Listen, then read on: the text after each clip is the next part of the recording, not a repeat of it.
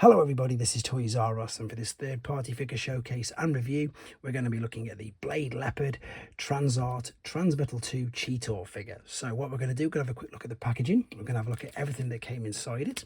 We're of course going to look at him in both of his modes to help you decide how you want to display him. And unfortunately I don't have any other Transart Beast Wars figures, but I've got some other figures, Masterpiece as well, to give you an idea of just how big he is. So before we get started, I need to thank Shozy, because that's where this came from, and as you can see they got it to me quickly and safely.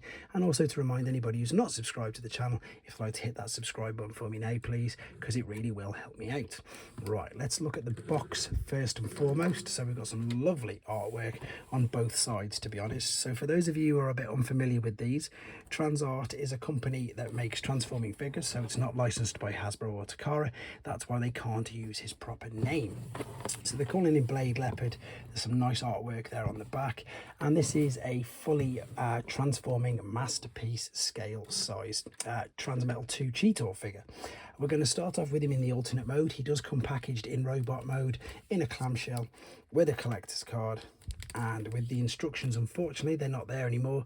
It's again one of these cases of QR codes, but you've probably noticed that I've uploaded a tutorial anyway, and he's also got some spare eyes if you want to put them on yourself. Right, let's look at the figure itself then, and to be honest it's quite good.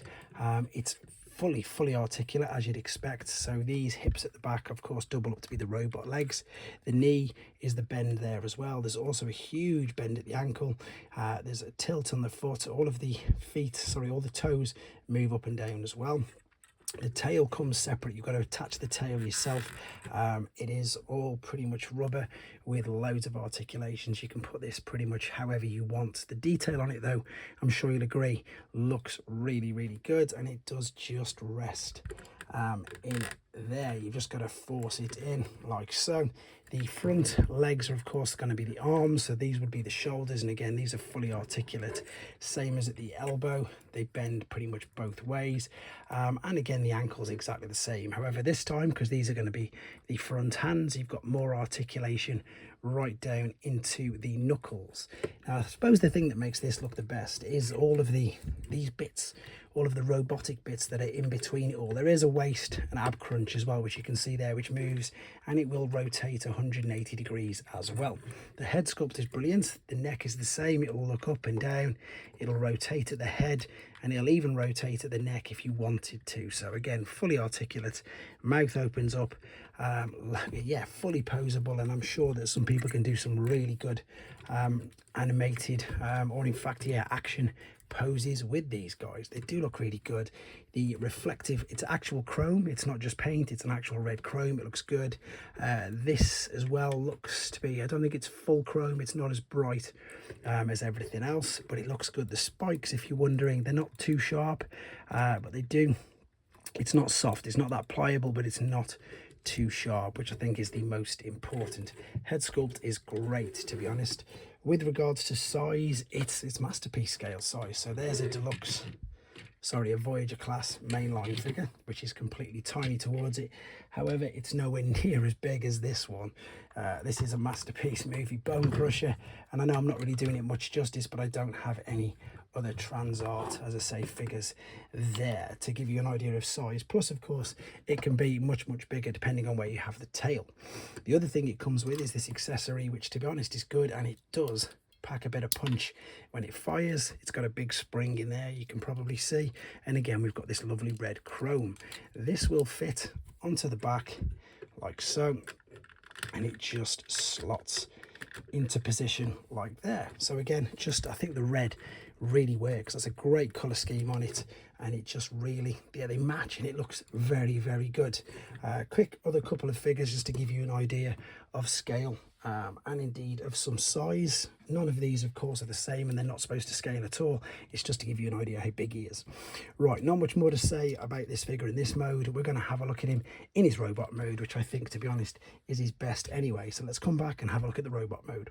So we're back and he's in his robot mode, and as I've already mentioned, apologies for no transformation process on this video. That's because I've separately uploaded it as a tutorial and I want to keep the main length of the video down. So I've got to be honest, if this was mine, this is the way that I would be displaying him. So again, quick thanks to Ben, channel subscriber, who has in fact lent me this figure for the review. So now this transmetal colours really works, because as you can see, it's at the top of the hip, on the top of the shoulder, and again it catches the light fantastically. Again, I've folded up the tail slightly different to how it was in the other mode, just to give it that little bit of a different appearance. And of course the articulation is all the same. Differences, of course, you need to know is that it'll go out in a T. They will, as you can see, go around no problem whatsoever. Now there doesn't sound or feel to be any ratchets. It's all free moving. It goes all the way to the side, splits either way. As you already know, there's all these super bits of articulation front and back, so near enough hyper extending the ankles, etc. There's a genuine ab crunch as well that does lift up. That is part of the articulation for the figure. And again, you can really see now these details here of the metal parts, which I think just again, it just tends to work really well. And of course the head sculpt is different. Oh, let me bring this down. There's the head sculpt. It tends to work really well. If you wanted to, you could put the eyes on, and I'm sure you can probably tell if you've not seen the transformation process video anyhow, the other head is hidden away in the chest like so. Right, let's bring in a few figures just to give you again idea of scale and size. So there's your leader class Megs. He's taller, fractionally taller than that. There is your deluxe cheetor. So again, I know they're not supposed to scale together, it's just to give you an idea. Masterpiece figures though, there you go, just probably about the same size or about the right size as all standard masterpiece figures by the looks of it. Let's have a quick look at the accessory. So again, there is the bullet. This is plastic, it's not metal. In fact, I don't think there's any die cast anywhere in it at all. The spring we've already seen, and this has got a different attachment to what I've seen with other masterpiece figures. So you can see there is a circular cutout there, and there's a circular port on there. Now sometimes I've popped a few of the fingers out trying to locate this in there. So what you've got to do is get it through this. It's always this thumb tends to get in the way a lot, to be honest. So if I just sort of angle it there, try and bring this through this gap here without knocking, there we go, without knocking all of the fingers off. It's quite difficult. It's even more difficult when you're reaching around in front of a camera, but there we go. That's got it in there. That's gripped it into position. So as you can see, if I just turn the wrist over now, that completes the look. I'm sure you'll agree with this red chrome. It just completes it. It just makes it look good. It hands in there, no problem. It can handle the weight, no issue whatsoever.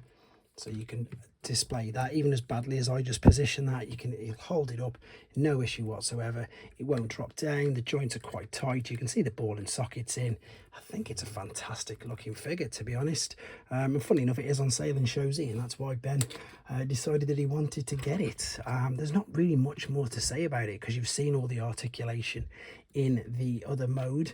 It's just, again, highly articulate, highly posable, and again, if you like your transmetals or your Beast Wars figures, I suppose it's a must-have. I think it looks great. I'll just spin it around a couple more times to give you an idea of what it looks like.